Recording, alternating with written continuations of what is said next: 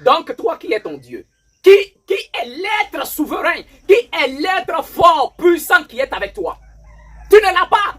Et même si le Seigneur, puisque le Seigneur donne à chacun, le tout-puissant créateur Yahuwah donne à chacun un Dieu, donne à chacun un être souverain, donne à chacun un être puissant et fort pour l'accompagner dans sa vie. Et tu dois être en communion avec ton Dieu, avec ton être souverain, ton Dieu que le tout-puissant créateur t'a donné. Mais toi, tu l'as mis où? Tu l'as négligé, tu l'as abandonné parce que l'Occident t'a dit que l'Occident a nettoyé ton cerveau et tu es devenu un religieux. Donc tu n'es plus spirituel.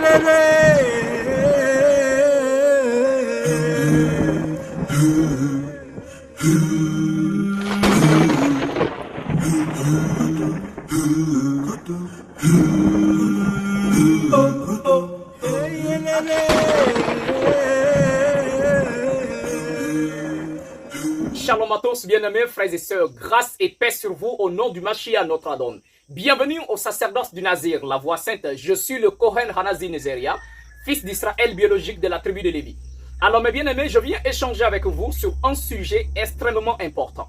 Et le thème de notre étude sera « Qu'est-ce qu'un Dieu et quel est son rôle dans la vie d'un être humain ?» Peut-être mon thème va un peu vous choquer parce que je ne dis pas « Qu'est-ce que Dieu » ou « Qui est Dieu ?» Mais qu'est-ce qu'un Dieu? Et quel est son rôle? Donc, quand je dis qu'est-ce qu'un Dieu, ce qui sous-entend qu'il n'y a pas qu'un seul Dieu, mais qu'il y a plusieurs. Déjà, si tu veux m'écouter attentivement et comprendre ce que je veux dire, enlève déjà de ton esprit la doctrine chrétienne qui dit qu'il n'y a qu'un seul Dieu. Parce que tant que vous avez dans votre esprit qu'il n'y a qu'un seul Dieu et que vous pensez que quand on dit Dieu, ça veut dire quelqu'un qu'on adore, vous êtes déjà dans l'erreur totale. Donc, sois patient avec moi parce que nous allons lire dans ta propre Bible et ainsi tu vas comprendre la réalité. Donc, premièrement, il n'y a pas qu'un Dieu. Il y a plusieurs dieux. Ok? Alors, si nous partons dans le livre de Psaume, le livre de Psaume, prends la Bible, vérifie avec moi. Psaume le chapitre 82, le verset 1. Je te dis, prends ta Bible. Faut pas rester là m'écouter pour imaginer. Prends ta Bible et puis lis avec moi, ainsi tu comprendras la réalité. Donc, mes bien-aimés, nous partons dans Psaume le chapitre 82. Psaume 82, le verset 1 nous dit, Psaume d'Azaph. L'Éternel se tient dans l'assemblée des dieux, il juge au milieu des dieux. L'Éternel, le maître suprême de tout, à qui nous devons adoration, magnificence, Yahuwah notre Père, le maître suprême. Le verset dit, il se tient dans l'assemblée des dieux. Il juge au milieu des dieux. Donc, personne ne peut me dire qu'il n'y a qu'un Dieu. Il y a plusieurs dieux, le dit le verset. Un autre passage de Psaume dit, j'ai dit vous êtes des dieux, cependant vous mourrez comme de simples hommes. Alors, il n'y a pas qu'un Dieu, il y a plusieurs dieux. Donc, si déjà tu as accepté la notion qu'il y a plusieurs dieux, tous ces dieux-là, ils ont leur maître suprême qui est Yahuwah notre Père, selon Psaume 82, le verset 1. Alors maintenant, nous passons à la définition de savoir qu'est-ce qu'un Dieu. Alors, dans la Bible française, vous aurez du mal à comprendre les réalités parce que la Bible française a non seulement été falsifiée, mais en même temps, les traductions n'ont pas été bien faites. Je prends un exemple dans le livre de Genèse, Bereshit, Genèse, le chapitre 1, le verset 1. Si nous prenons le texte en hébreu, il nous est dit, Bereshit bara Elohim et Hashamayim ve'et haaret. Donc, Bereshit, c'est au commencement. Bara, c'est créé. Elohim, c'est le terme, le titre utilisé pour parler de tous les êtres célestes. Donc, si on veut traduire le mot Elohim en français, alors qu'en hébreu, il y a le him. Le him en hébreu est un pluriel. Tout comme le hot est un pluriel en hébreu. Donc, on a le préfixe Eloah, le préfixe El, qui donne la notion de la force, de la puissance, de la souveraineté. Ça, c'est El. Donc, si on veut s'adresser à un être puissant, souverain, un être fort, on va dire c'est un Eloah. Donc, c'est un Eloah, c'est le singulier. Le préfixe, c'est elle. On s'arrête tout simplement à elle. Donc, Eloa, elle au singulier. Maintenant, si nous voulons parler de beaucoup d'êtres, plusieurs êtres puissants, souverains et forts, donc on va employer le him qui est le pluriel. Donc, Elohim. Vous voyez? Donc, les êtres souverains, les êtres forts, les êtres puissants. Donc, alors si vous avez compris ça, votre compréhension de la création de Genèse déjà change automatiquement. Voilà pourquoi dans l'épée justicière, la véritable parole de l'Éternel nous dit, au commencement, Yahuwah notre Père va d'abord créer l'esprit de son fils qui est le Mashiach. Et quand il attend 60 000 ans, il commence à créer les autres esprits. Qui sont les chérubins, les séraphins, les ophanimes, tous les autres êtres célestes, il les crée. Et ce sont ces êtres célestes-là qu'il appelle les dieux. L'expression Dieu ne veut pas dire celui qu'on adore. La définition du mot Dieu que le christianisme vous a donné est une mauvaise définition. Dieu ne veut pas dire objet d'adoration. Jamais de la vie. Ok? Le terme c'est Elohim, un Eloah, des Elohim qui signifie des êtres forts, des êtres puissants. C'est ce qu'on a traduit en français Dieu. Donc Dieu signifie un être fort, un être puissant, un être souverain, c'est-à-dire un être qui est au-dessus de l'humain. Un être qui est au-dessus de tous les humains. C'est ça le terme Dieu. Ça ne veut pas dire celui qu'on adore. D'abord, est-ce que vous comprenez? Donc maintenant les êtres souverains là, les êtres éternels, les êtres souverains forts et puissants, maintenant ils ont leur chef qui est l'Éternel Yahuwah notre Père. Donc c'est à Yahuwah seul que revient l'adoration, car il est l'Éternel. On n'adore pas un être limité dans le temps. L'être à adorer, c'est celui qui est éternel. Et c'est Yahuwah qui est éternel. Voilà pourquoi le terme Yahuwah signifie l'éternel. Celui qui était dans le passé, celui qui est dans le présent, celui qui sera dans le futur. C'est la définition du nom Yahuwah et c'est l'hébreu authentique, le paléo-hébreu. Ok? Ce n'est pas Yahweh. D'ailleurs, en hébreu, le V n'existe pas, le W n'existe pas, le E n'existe pas, la lettre J n'existe pas. Donc, Yahweh est déjà une mauvaise prononciation. Et si on va aller du nom du Fils, qui est Yahusha, pas Yeshua, parce qu'en hébreu authentique, E n'existe pas. Donc, le Yé vient chercher quoi? Dans le Yé, on a un E, donc ça n'existe pas. Donc, c'est Yahusha. Donc, on a la première partie du nom du créateur Yahuwah, donc on a Yahou. Et le mot Shai en hébreu authentique, c'est sauver. Donc Yahou, Shah qui signifie Yahuwah sauve, bien sûr. Voici le nom du Fils. Alors, mes bien-aimés, comme je le disais, un Dieu ou les dieux, ce ne sont pas des êtres à adorer forcément. Ce n'est pas la définition du nom. D'accord? À Yahuwah seul, celui qui est éternel, qui n'a ni fin, ni commencement, ni fin. C'est celui-là qu'on adore. Celui qui a été, qui est et qui sera. Ça, lui seul qu'on adore. Mais il y a plusieurs dieux. À Yahuwah seul revient l'adoration. Il est le maître suprême. On n'adore pas une créature. On n'adore pas un être qui a été créé. Même le Fils, le Mashiach, le Christ, on ne l'adore pas parce qu'il a été créé par son Père. L'adoration revient à celui qui n'est jamais créé. Et c'est le Père seul.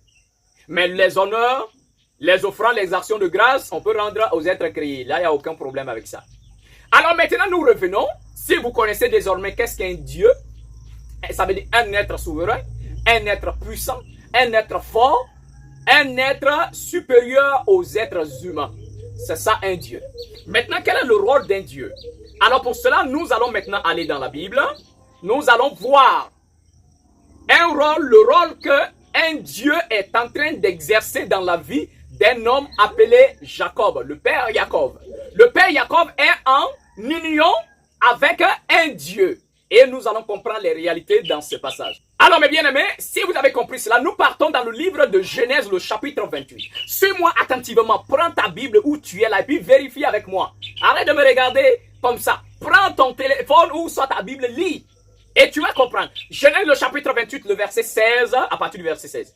Ici, le contexte est que Jacob a pris la bénédiction de son frère Ésaü, son père l'a béni à la place d'Ésaü. Et Ésaü cherche à le tuer.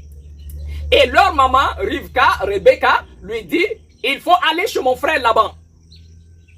Donc, il faut aller chez mon frère Laban. Reste là-bas jusqu'à ce que la colère de ton frère passe. Jacob va accepter et va décider d'aller chez Laban. Donc, quand il quitte son père, En partant, Ésaü avait même envoyé son propre fils, Élisab, afin de tuer Jacob. Mais Jacob a supplié Élisab pour dire, je suis le frère de ton papa, s'il te plaît, ne me tue pas, prends mes biens. Et il a donné ses biens et l'enfant lui a laissé la vie. Et puis il est parti. Donc il est parti les mains vides. Donc il arrive à un endroit appelé Luz. Le verset 16 nous dit, Jacob s'éveilla de son sommeil parce que la nuit l'avait trouvé à Luz. Donc il s'est couché et il a pris une pierre, il a posé sa tête sur la pierre. Et il eut un songe. Dans son songe, il voit une échelle qui débute sur la pierre où il a posé sa tête et le sommet touche les cieux et l'Éternel est assis au bout de l'échelle. Et il voit des anges qui montent et qui descendent. Enlevez l'image dans votre esprit que les anges montent pour aller au bout de l'échelle. Après, ils redescendent encore, ils montent encore. Ce n'est pas le cas. Les anges quittent aux cieux, ils descendent de l'échelle pour aller faire leur activité. Et ceux qui ont fini leur mission viennent monter pour aller faire le compte rendu. Donc, si on a compris ça. Donc, Jacob se réveille. Quand il se réveille, il dit, ah, certainement, Dieu est en ce lieu. Et moi, je ne le savais pas. Verset 17, il eut peur et dit que ce lieu est redoutable. C'est ici la maison de Dieu. Je répète encore, quand je dis Dieu, je ne parle pas du maître suprême de l'univers là-bas. Il parle des dieux. Mais quand il a vu les anges monter et descendre, il y a un qui s'est arrêté. Parce que comprenez que Jacob n'avait pas de Dieu à lui-même. Il avait le Dieu de son père, c'est-à-dire un ange, un être souverain qui gérait la vie de son père. Et comme il n'était pas encore autonome, comme il était sous la couverture de son père, il était sous la couverture du Dieu de son père. Je ne sais pas si vous comprenez cette réalité-là. Donc, comme il a quitté son père, il est en train de partir. L'Éternel voit que c'est le moment qu'il puisse avoir son Dieu à lui. Pas l'être à adorer, mais son Dieu, c'est-à-dire un être souverain, un être puissant, un être fort qui l'accompagne désormais dans sa vie. Et alors, l'Éternel va mandater un ange, ceux qui montent et qui descendent, un vient, il s'arrête à son niveau. Bon, ça, on ne peut pas écrire ça. Il y a eu des échanges entre les deux. Donc, quand il se réveille, il dit, c'est ici la maison de Dieu, la porte des cieux. Le verset 18 dit, Jacob se leva de bon matin, il prit cette pierre-là, la pierre, il va dresser cette pierre, et il va verser de l'huile sur la pierre, et il va donner à cet endroit-là le nom de Beth-El. Beth en hébreu c'est maison. El c'est le préfixe du mot Elohim. Donc il n'a pas dit Beth Elohim mais Beth-El. C'est-à-dire ici c'est la maison du Dieu qui s'est entretenu avec moi. Mais c'est pas fini. Maintenant on rentre, quel est le rôle d'un Dieu? Donc Jacob attend que ce Dieu qui est venu lui parler là, c'est-à-dire cet ange, cet esprit qui est venu lui parler, maintenant s'il veut que les deux marchent ensemble, il faut que cet esprit soit capable d'accomplir des choses dans la vie. C'est là maintenant le rôle d'un Dieu. Maintenant, on dit auparavant, la ville s'appelait Luz. Le verset 20 nous dit, et Jacob fit un vœu. Écoutez, Jacob fit un vœu en disant, si ce Dieu-là, cet être souverain, puissant, qui m'est apparu en cet endroit, si tu es avec moi, s'il est avec moi, hein, et me garde pendant le voyage que je fais, ça c'est d'abord le rôle numéro 1 d'un Dieu, qu'il te protège, qu'il soit avec toi dans ce que tu fais. 2, qu'il me donne à manger. Un Dieu doit être capable de te donner à manger, de donner à manger à ta famille. Et 2, troisièmement, s'il me donne des vêtements à porter. Donc s'il me donne à manger, il me donne des vêtements, il va sûrement me donner un endroit où dormir. Et si je retourne en paix dans la maison de mon père, alors il sera mon Dieu. Il sera mon être souverain. Il sera mon être fort et puissant. Désormais, il sera ma propriété. Donc, il y aura alliance entre nous. Donc, il sera mon Dieu. Sinon, pour l'instant, il n'est pas mon Dieu. Pour l'instant, non, il ne l'est pas. Mais il sera mon Dieu s'il a compris ça, ses rôles dans ma vie. Et maintenant, regardez ce que Jacob dit. Et il dit, cette pierre que j'ai dressée pour monument sera la maison de Dieu. Sera la maison, la demeure de cet être-là, de ce Dieu qui m'est apparu là. Et il dit, et je lui donnerai la dîme. Je lui donnerai la dîme de tout ce qu'il me donnera. Donc un Dieu doit être capable de te donner des choses dont tu as besoin. Mais en retour, ne sois pas un être maudit, ne sois pas un être méchant, égoïste qui refuse d'apporter la dîme à son Dieu. Maintenant, quelqu'un va me dire, oh, tout de suite là, oui, cet être qui est apparu à Jacob là, non, c'était Dieu en personne, c'était l'éternel Yahweh en personne, ce n'était pas un ange. Et donc, ça allait, écoutez, Genèse le chapitre 31, le verset 11 à 13. La parole dit, et l'ange Dieu me dit, dans des versions falsifiées, on va dire l'ange de Dieu. C'est pas l'ange de Dieu, l'ange Dieu, parce que cet ange-là est un Dieu. Donc l'ange Dieu me dit en songe, c'est Jacob qui parle, il dit Jacob, je répondis me voici. Et il lève les yeux et regarde, tous les boucs qui couvrent les brebis sont rayés, tachetés, marquetés, car j'ai vu ce que Laban t'a fait. Je suis le Dieu de Bethel, où tu as oué le monument, où tu m'as fait un vœu. Tu m'as fait un vœu. Le verset on dit, l'ange Dieu dit. Ok, j'accepte même votre version, l'ange de Dieu dit. Et donc, vous allez comprendre que c'est pas l'éternel Yahweh qui a parlé à Jacob là-bas. Et c'est pas lui que le père a fait le vœu. Jacob a fait le vœu. Mais il dit l'ange de Dieu ou l'ange de Dieu dit à Jacob. Donc c'est l'ange Dieu là qui parle à Jacob. C'est un ange, un esprit qui parle à Jacob. Il dit je suis le Dieu de Bethel. Ça montre que tu as fait le vœu. Maintenant lève-toi et sors du pays, va dans le pays de ta naissance. Donc vous voyez que l'ange là, cet esprit là, ce Dieu a accompli son rôle dans la vie de Jacob. Quand Laban était en train de le tromper, parce qu'il a travaillé 7 ans pour avoir Rachel, Laban l'a trompé, il a donné Léa. Il a travaillé 7 autres années pour avoir Rachel. 14 ans. Et après, il a encore travaillé plus, mais Laban refusait de payer son salaire.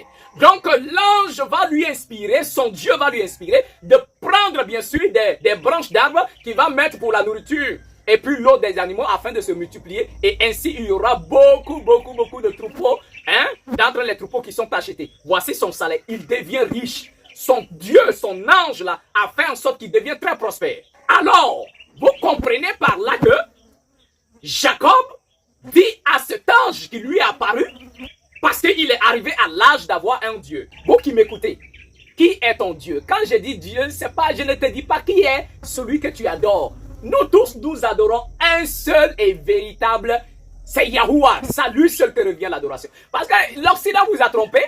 L'Occident vous a dit que non, les Africains ont plusieurs dieux, donc il n'y a qu'un Dieu, il ne faut pas adorer plusieurs dieux. Mais nous, on n'adore pas plusieurs dieux, aucun Africain n'adore plusieurs dieux. Dans toutes les traditions africaines, nous savons tous qu'il y a un seul créateur qui est Yahuwah et c'est à lui seul qu'on adore. Maintenant, apporter des offrandes aux dieux, remercier les dieux, parce qu'ils nous ont accompagnés, le Dieu de la terre, le Dieu de l'eau, le Dieu du feu, et puis quoi d'autre là?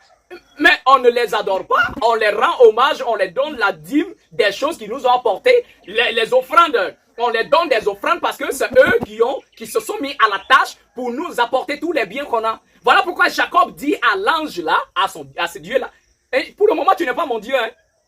Si tu accomplis ce dont tu dois accomplir, me garder, me protéger, me donner à manger, me donner du vêtement et faire en sorte que je sois en paix avec ma propre famille, en ce moment là tu seras mon Dieu. Et en ce moment, moi maintenant je vais te donner la dîme des choses que tu vas m'apporter. Donc toi qui es ton Dieu, qui est l'être souverain, qui est l'être fort, puissant qui est avec toi. Tu ne l'as pas. Et même si le Seigneur, puisque le Seigneur donne à chacun, le tout-puissant créateur Yahuwah donne à chacun un Dieu, donne à chacun un être souverain, donne à chacun un être puissant et fort pour l'accompagner dans sa vie. Et tu dois être en communion avec ton Dieu, avec ton être souverain, ton Dieu que le tout-puissant créateur t'a donné. Mais toi, tu l'as mis où? Tu l'as négligé, tu l'as abandonné parce que l'Occident t'a dit que l'Occident a nettoyé ton cerveau et tu es devenu un religieux. Donc tu n'es plus spirituel. Et voilà pourquoi tu continueras toujours à souffrir. Voilà pourquoi tu seras toujours malade. Tu auras trop de soucis dans ta vie. Parce qu'on vous a amené à vous couper de vos êtres souverains, de vos dieux qui vous accompagnent. Tant que tu es sous la responsabilité de ton père, tu es sous la couverture du Dieu de ton père. Mais une fois que tu deviens conscient et que tu décides d'aller fonder une famille, en ce moment-là, tu n'es plus sur la responsabilité du Dieu de ton père. Tu dois maintenant entrer en communion avec ton propre Dieu que le tout-puissant créateur te donne. Et désormais, tu dois vivre en harmonie avec lui. Tu comprends? Et les choses qu'il te donne matériellement dans ce monde ici, tu lui donnes également les offrandes, bien sûr. C'est ça la vraie spiritualité. Mais où vous avez mis vos dieux? C'est là le problème authentique. Où vous avez mis vos dieux? Vous ne les connaissez pas, vous les négligez, Et il peut arriver que quand j'ai mon Dieu, il y a des situations, quand c'est compliqué, je fais appel au Dieu de mon Père. au Dieu de mon père, ou je fais appel au Dieu de mon grand-père quand la situation est trop compliquée, que j'ai besoin de l'aide de mes ancêtres. Les gens disent que eux, ceux-là, ils adorent les ancêtres. On n'adore pas les ancêtres. D'ailleurs, la Torah dit, l'Éternel dit, tu n'invoqueras pas un mort. Nos ancêtres, ils meurent, mais ils ont leur Dieu qui sont encore là. Un Dieu ne meurt pas. Nos ancêtres, nos pères, ont leur ange, bien sûr. Ont leur esprit, leur Dieu, qui sont encore là. Donc, si je fais appel au Dieu de mon père, donc je dis, toi, Dieu de mon père, et je dis le nom de mon père, j'ai besoin de toi, viens m'assister, voici tel ou tel truc. Quand tu te réveilles le matin, tu ne fais ni offrande à ton propre Dieu, au Dieu de ton père, au Dieu de ton grand-père. Tu te lèves, tu sors de ta maison, tu t'en vas. Et toi, tu veux réussir. Et toi, tu continues à pleurer que ma vie ne va pas. Qu'est-ce qui va aller dans ta vie? Nous sommes dans un monde de combat. D'abord, ce monde est d'abord spirituel avant d'être matériel. Tu es là à suivre ces personnes-là qui viennent te dire que tu es dans l'idolâtrie, que tu es dans le mal, tu es dans la sorcellerie, tu es dans du fétichisme. Mais tu connais les esprits qui les invoquent quand ils sont dans leur chambre, quand ils sont dans leur maison, c'est les pasteurs-là que vous suivez. Quand ils sont dans leur maison, vous savez les esprits qu'ils adorent. Vous savez les esprits qu'ils invoquent. C'est devant vous qu'on vient vous faire croire que ouais, c'est Jésus, Jésus. Et vous connaissez qui est Jésus? C'est un égrégore, un esprit mauvais. Jésus est un égrégore, un esprit très mauvais qui suce non seulement le sang et l'énergie des gens. Donc, restez dans ça. Vous allez comprendre que la religion n'est pas faite pour l'Africain. Mais la spiritualité, c'est la vraie nature de l'Africain. Et c'est à ça que nous vous invitons à revenir. Que le Tout-Puissant vous accorde sa grâce. C'était le Kohen Hanazi Nezeria et moi je vous dis Shalom.